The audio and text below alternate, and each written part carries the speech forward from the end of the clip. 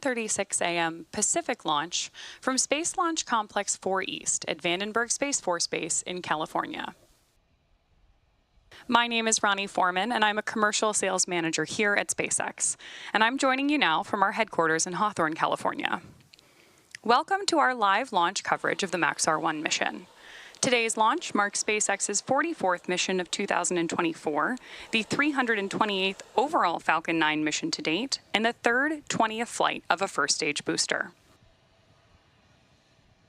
Today's mission is on behalf of Maxar Intelligence, a geospatial intelligence company that delivers geospatial information for consumer navigation, mission planning, disaster response, defense intelligence, and more.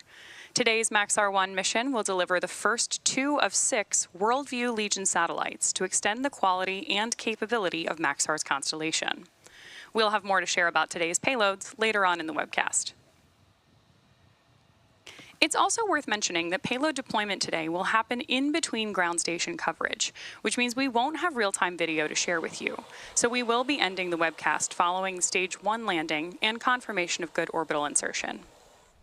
We'll then confirm successful payload deployment on X when we regain coverage. Now at just about T-minus 8 minutes and 40 seconds, let's learn a little bit more about the Falcon 9 supporting today's mission. Falcon 9 is a 2-stage rocket that is designed and manufactured by SpaceX for the reliable and safe transport of people and payloads into Earth orbit and beyond. It is the most flown U.S. launch vehicle ever. It is also the first and currently the only orbital-class rocket capable of reflight. The entire vehicle stands 229 feet tall, or about the height of a 21-story building. The bottom 2/3 of the vehicle is the first stage, also referred to as the booster. Not only is the first stage the largest part of the rocket, but it's also the portion of the rocket that we attempt to land for future reuse. Reusability is a critical part of our goal of making life multiplanetary. Every mission provides valuable information on repeated launch, and reusability also allows us to refly the most expensive parts of the rocket. That, in turn, drives down the cost of access to space. Right now, we're working on qualifying our fleet of Falcon boosters and fairings to support 40 missions each. After liftoff, Falcon 9's first stage accelerates through the Earth's atmosphere and into space using 9 Merlin M1D engines, which you have a great view of right there on your screen, eventually separating from the rest of the rocket and returning to Earth to be reused. Stage 2 will then continue to its target altitude, where it will deploy today's payloads. After stage separation, the booster will be returning to landing zone 4 at Vandenberg Space Force Base. Engine chill has started. There's confirmation that engine chill has started on board Falcon.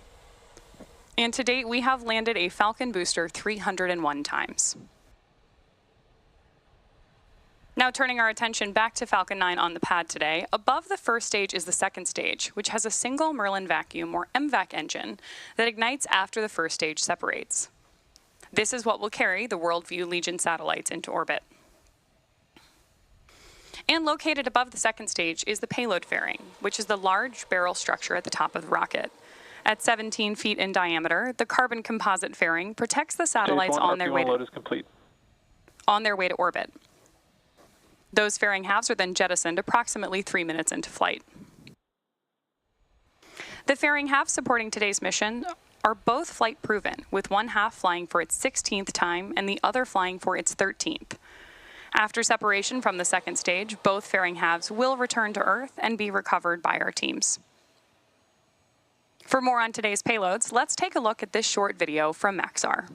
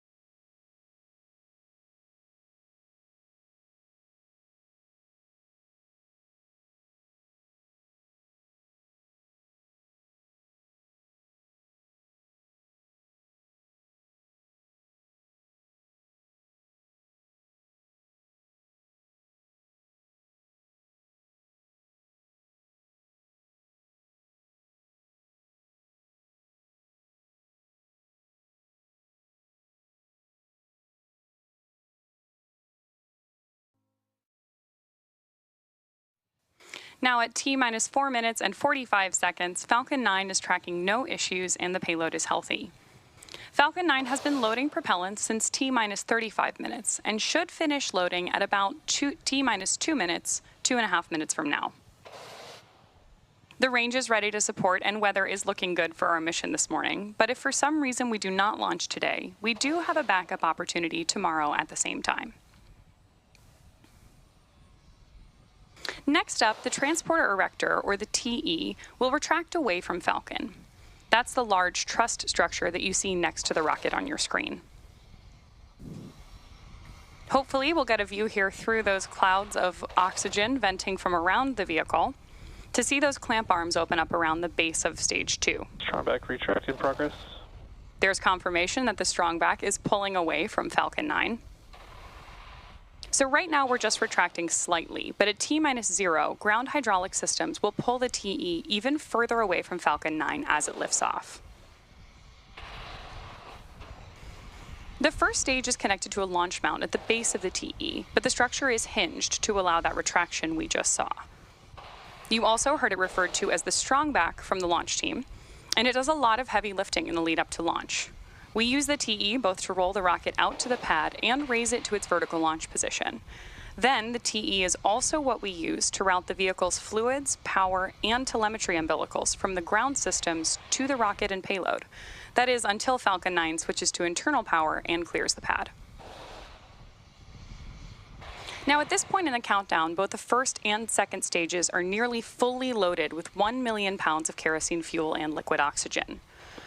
Stage 1 LOX load is complete. Right on time there. We've got the call out that stage 1 LOX load is complete. And as I mentioned earlier, we'll expect to hear that second stage call out in about 45 seconds.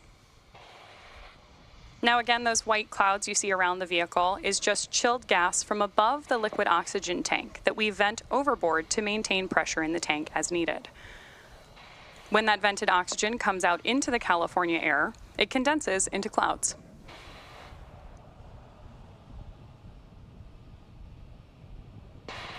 At T-minus 60 seconds, we should hear the call out that Falcon 9 has entered startup mode. This means that the rocket's autonomous internal flight computers have taken over the launch countdown.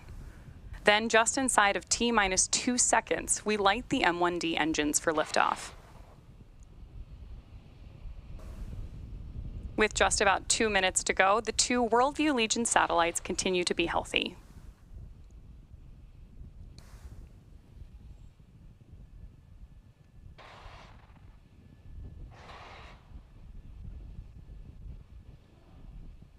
The Falcon 9 team is tracking no issues on the rocket, and weather is still looking green. The range is also ready to support. Stage 2 LOX load is complete. There's that call out that stage 2 LOX load has also been completed, and the range is standing by to support our T0 time of 11:36 a.m. Pacific. Ground gas closeouts. With that, we are stepping into the final minutes of terminal count.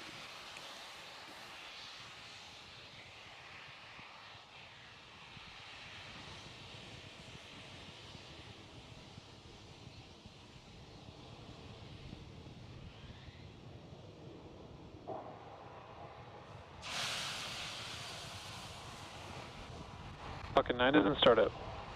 There's confirmation that Falcon 9 is on internal power and that stage 1 and stage 2 have begun pressurizing for launch. LD is go for launch.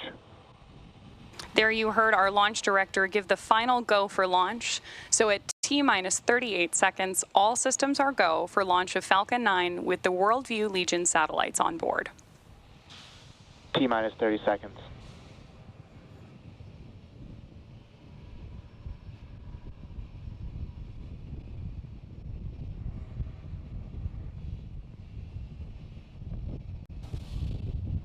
T-minus 15 seconds. T-minus 10, 9, 8, 7, 6, 5, 4, 3, 2, 1, ignition. And the liftoff is Falcon 9, go SpaceX, go WorldView Legion.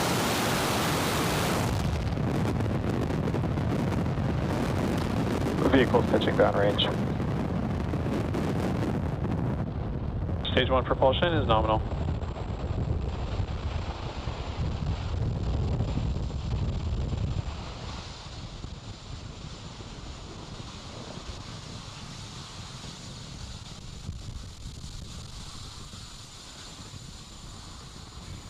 At T plus 35 seconds and counting, Falcon 9 has successfully lifted off from Space Launch Complex 4 East, carrying the WorldView Legion satellites. In just a few seconds, we'll throttle Power the engines. Telemetry nominal. There's confirmation that engine telemetry is nominal. We are preparing to throttle the engines down in preparation for max Q, or the period of maximum aerodynamic supersonic pressure on the vehicle. And with that call out, we know that Falcon 9 is moving faster than the speed of sound. During ascent, we tilt the engines. Max Q. There's the call out for max Q. Now, the technical term for that engine tilt is called gimbaling. That turns the rocket horizontally in what we call a gravity turn. The vehicle is still going up, but now we're also heading horizontally away from the launch pad. The rocket typically needs to go about 17,500 miles per hour in order to avoid being pulled back down to Earth and reach orbit. You can keep an eye on that Stage 1 telemetry in the bottom left-hand corner of your screen. Now we have 5 events coming up in quick succession, and we should hear all of these called out by Mission Control, starting with MECO, then stage separation, SES-1, first stage boost back burn, and fairing separation. During MECO, we'll shut down all 9 M1D engines on the first stage. Stage separation is when the first and second stages of Falcon separate from one another. And second engine start 1 is when we will light the MVAC engine on board the second stage for the first time. Shortly after that, we should also see those 2 fairing halves jettisoned.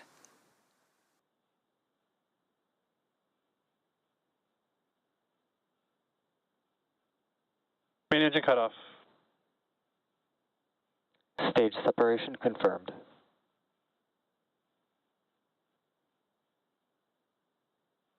MVAC ignition. Stage 1 boost back startup.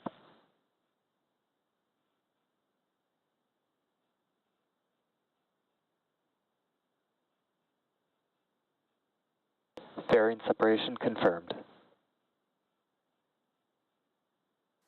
So hopefully there you heard and saw those 5 events happening back to back, which again were MECO, stage separation, SES-1, first stage boost back burn begin, and fairing separation. Of course, we will be attempting to retrieve these fairing halves again today once they fall back to Earth with our recovery vessel, Go Beyond.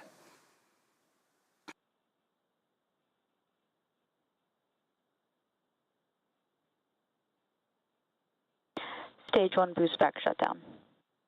There's confirmation that the first stage has ended its boost back burn. Really great views on your screen right now, too. We are just about T plus 3.5 minutes into today's mission, and just about 3 minutes from now, you should see on your screen the first stage's entry burn begin. Now, to start the entry burn, we will relight 3 of the M1D engines, starting with the center engine, known as E9, followed shortly after by the E1 and E5 engines. This is similar to pumping the brakes to slow down, and the vehicle will pass back. On nominal trajectories. Confirmation there, we're on a nominal trajectory. Now we need to slow down to reduce re-entry forces, which then helps us to recover and reuse the first stage. During the entry burn, Falcon 9 is decelerating by firing its Merlin engines, but we're still moving really fast. This causes the vehicle to fly through Merlin's exhaust gases, also known as the rocket's plume, which deposits a layer of soot on the vehicle surface. That soot comes from the carbon-based fuel that Falcon 9 uses, and with each flight, the soot builds up a little more on the outside of the rocket. Oftentimes, prior to launch, you can see the soot from prior flights on the first stage.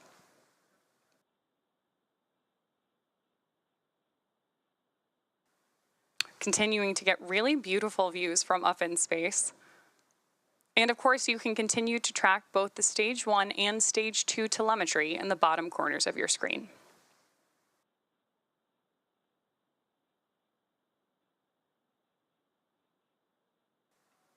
On the left-hand side of the screen, you've got views of our grid fins with the Earth in the background. And on the right-hand side, you see our MVAC engine burning on board the second stage.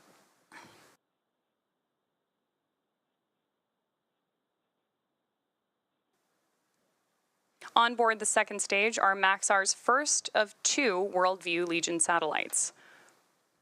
Those satellites will replenish a portion of Maxar's existing constellation to expand capacity.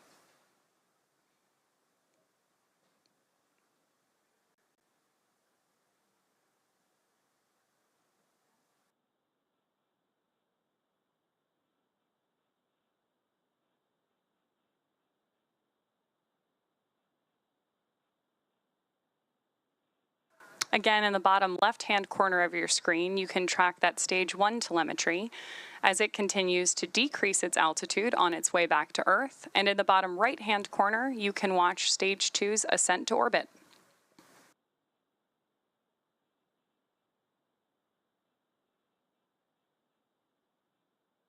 The grid fins that you can see on your screen right now are the primary mechanical mechanism by which we steer the first stage on its re-entry. We're expecting entry burn to begin in just about 15 seconds.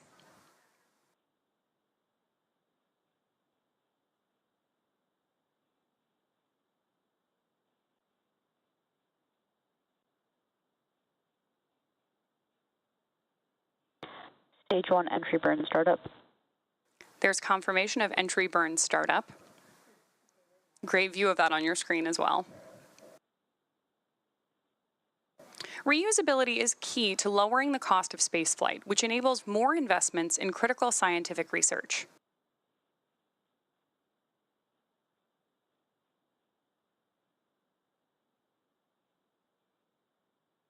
Stage 1 entry burn shutdown. With confirmation of entry burn shutdown, the Falcon 9 first stage supporting today's mission has now performed that entry burn 20 times.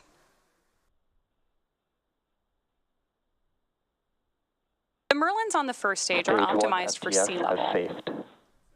These achieve 190,000 pounds of thrust each during ascent and descent. At liftoff, Falcon 9's first stage, there's confirmation that both the first and second stage are still on nominal trajectories. Stage 1 transonic. Confirmation there that stage 1 is transonic. Stage 1 landing burn. Stage 2 FDS has safed.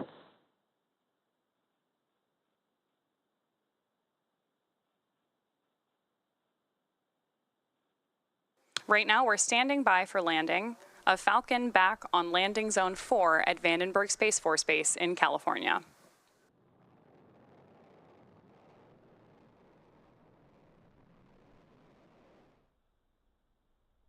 Landing leg deploy.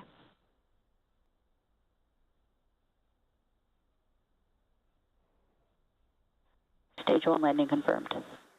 Confirmation there of the 20th launch and landing for this first stage. This is the third booster to complete 20 flights.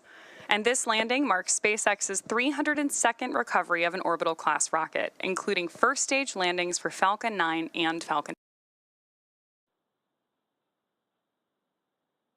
Meanwhile, up in space, we're continuing to get beautiful views from our second stage. Again, today's 2 WorldView Legion satellites will replace a portion of Maxar's existing constellation, joining over 95 Maxar-built satellites already in orbit. Maxar combines frequent monitoring over key areas of change with scalable analytics to deliver near real-time information to their customers. The WorldView Legion satellites on board Stage 2 today are the beginning of a new generation of satellite made to image the Earth more frequently and at higher resolution than ever before. WorldView Legion will support multiple kinds of data collection, allowing one platform to support both monitoring and mapping missions.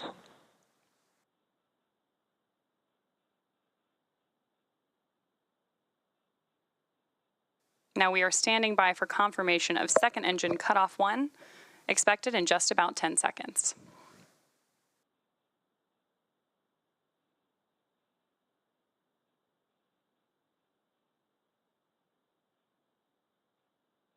MVAC shutdown. There's confirmation of MVAC shutdown.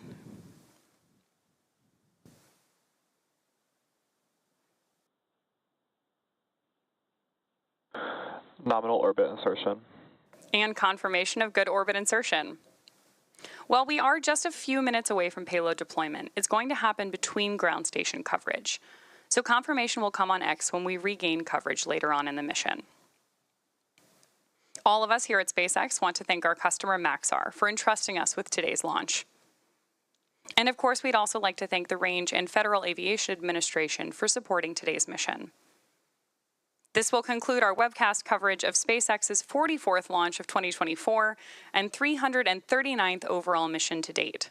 If you're interested in even more launch coverage, be sure to check spacex.com/launches for the most up-to-date information. Thank you for tuning in. We'll see you again soon.